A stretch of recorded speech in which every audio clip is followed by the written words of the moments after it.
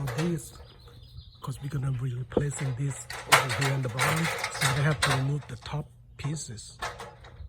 Wow, look, there's a damage over here. You see the termite damage here, so make it difficult. They have to remove the top piece, and then he can remove the bottom piece all around. And they put long screws in there, so he's gonna loosen the screws out.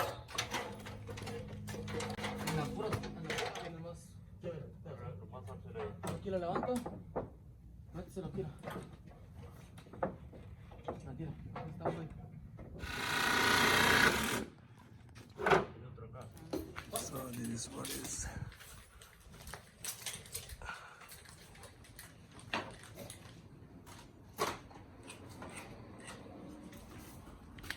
It's a lot of wood.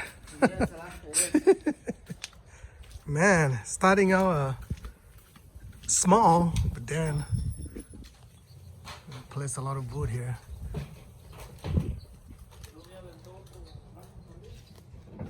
You know, couple years ago, we also installed this metal edge on the top here.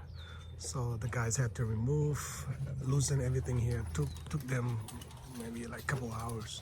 A lot of work. Now they're gonna replace the wood.